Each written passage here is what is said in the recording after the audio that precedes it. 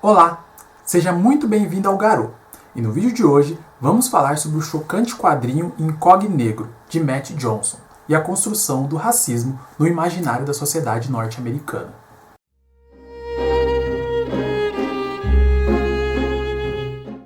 Começaremos esse vídeo de uma forma um pouco diferente, com uma citação de um dos meus autores favoritos, o escritor norte-americano James Baldwin, que em seu livro de ensaios Notas de um Filho Nativo, trata em certo momento sobre a desumanidade dos brancos para com os negros, e se colocando como observador da questão racial, Baldwin nos diz que nossa desumanização do negro, sendo esse nós referente à sociedade americana, em muitos milhares de mortos, não pode ser separada da desumanização de nós mesmos. A perda de nossa própria identidade é o preço que pagamos por anular a dele. Me lembrei desta frase ao ler Incognegro, lançado recentemente pela já famosa aqui no canal Editora Veneta, e que trata das perigosas aventuras do jornalista Zane Pinchbeck, conhecido nos jornais dos Estados Unidos como Incognegro, um afro-americano de pele clara que se disfarça de homem branco para se infiltrar e investigar os linchamentos e assassinatos de negros no sul dos Estados Unidos, ali entre a segunda metade do século XIX e a primeira metade do século XX. O que acompanhamos aqui é a representação perfeita da desumanização humana e as consequências da perda da identidade, citadas no trecho de Baldwin que acabei de ler. Na HQ, nosso protagonista, ao descobrir que seu irmão foi preso no Sul, acusado de um assassinato que ele não cometeu, decide por uma última vez transformar em Incognegro e se aventurar em uma missão perigosa e suicida nas raízes do extremo Sul, em busca da salvação do sangue de seu sangue. Vale citar que a inspiração de Matt Johnson surgiu após ele ler sobre a vida de Walter White, ex-líder da Associação Nacional pelo Avanço das Pessoas de Cor, um afro-americano, também de pele clara, que no início do século XX se passava por um homem branco no extremo sul dos Estados Unidos para relatar assassinatos e linchamentos, o mesmo trabalho do protagonista de Incognegro, livremente inspirado em White. Ah, e o nome Incognegro vem de uma brincadeira de infância de Matt Johnson, que por ter pele mais clara que os outros negros de seu bairro, dizia que passaria incognegro pelas pessoas, meio que oculto, se valendo de um trocadilho que unia as palavras incógnito e negro. Como sempre comento aqui no canal, meu objetivo nunca é ficar tratando sobre o enredo das obras. Pelo contrário, gosto sempre de analisar um quadrinho com base no seu contexto histórico, e Incognegro me deu a oportunidade de tratar sobre um tema que pessoalmente me interessa muito, mas que ao mesmo tempo causa extrema dor, a brutalidade e as origens nefastas do racismo. Então vamos lá. Como se eu nunca tivesse pedido nada parecido, vamos voltar para o ano de 1865, mais especificamente para o final da Guerra de Secessão. Sabemos que a Guerra Civil Americana, ou a Guerra de Secessão, opôs os estados do norte dos Estados Unidos, ou da União, contra os estados do sul, ou os confederados. A derrota dos sulistas e a libertação de aproximadamente 4 milhões de escravos não impediu que o racismo continuasse vivo e pungente nos Estados Unidos como um todo, mas principalmente no Sul, onde as escolas eram segregadas entre brancos e negros, por exemplo.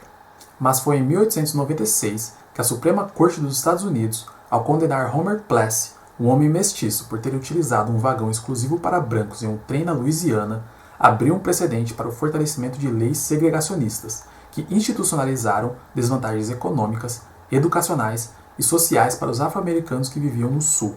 Esse racismo institucional deu origem ao conceito estúpido de iguais, porém separados.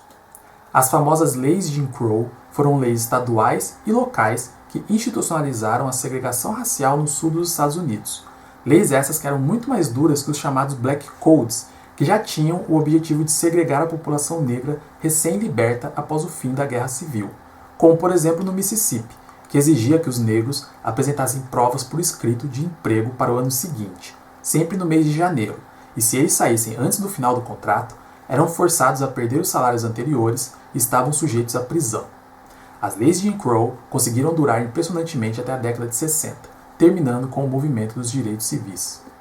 A questão da prisão de negros após a Guerra de Secessão é muito bem explorada no excepcional documentário 13ª Emenda, que explica a instauração de leis de vadiagem e vagabundagem como uma tática de segunda escravidão, em que os negros poderiam ser novamente utilizados como mão de obra gratuita caso fossem presos.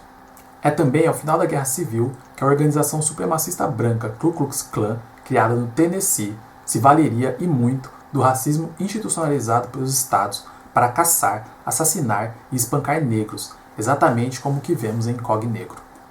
Assisti recentemente na Mostra Internacional de Cinema de São Paulo o ótimo documentário Who We Are, A Chronicle of Racism in America, que conta, como o próprio nome diz, a história do racismo na América, pelos olhos e pela vivência do ex-diretor jurídico adjunto da ACLU, Jeffrey Robinson.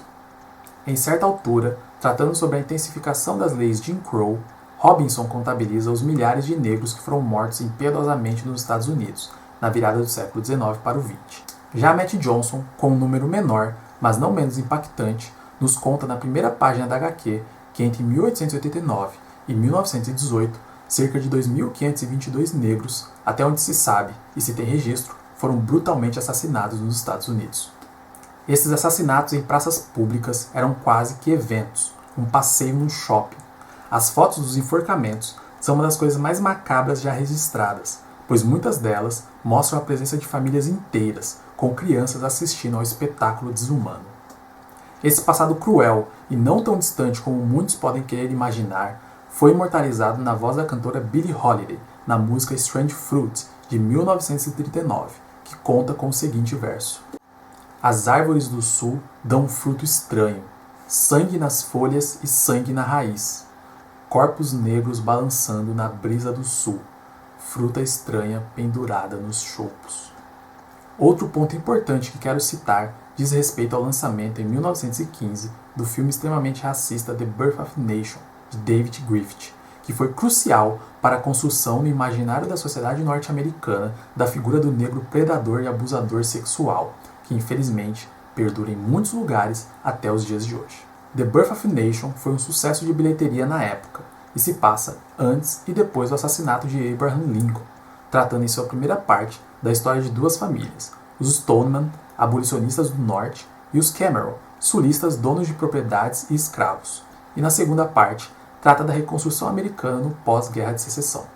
Temos sempre que lembrar que o cinema norte-americano foi um meio fértil para a proliferação de estereótipos da população negra no século XX.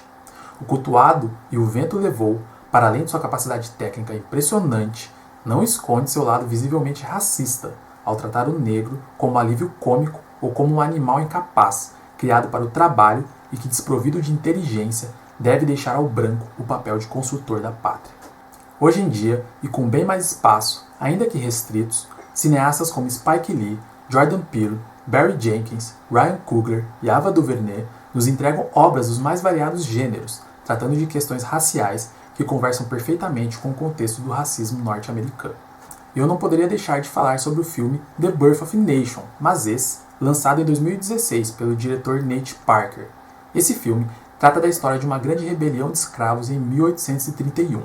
Parker desafia, assim, a narrativa racista do filme de 1915, lançando a sua própria versão. E até o próprio James Baldwin, que morreu em 1987, é usado como narrador e peça central no premiado documentário Eu Não Sou Seu Negro, baseado em textos de seu livro inacabado e que entrelaça a história do racismo nos Estados Unidos, com as memórias e trajetórias de 3 amigos do autor, assassinados na época do movimento pelos direitos civis, sendo eles Medgar Evers, Malcolm X e Martin Luther King. Por fim, nas palavras do grande filósofo Cornel West sobre Cog Negro, Matt Johnson conseguiu novamente. Escreveu uma história profunda que mistura dor com risos e demonstra a dinâmica complexa do supremacismo branco nos Estados Unidos. Não perca! E é com a indicação de West que paro por aqui. Espero que vocês tenham gostado e se interessado não apenas pela HQ, como também pelo contexto histórico que permeia essa obra contemporânea fundamental. E é isso. Muito obrigado pela atenção. Não se esqueça de curtir, compartilhar, deixar um comentário aí embaixo e nos vemos numa próxima aqui no Garou.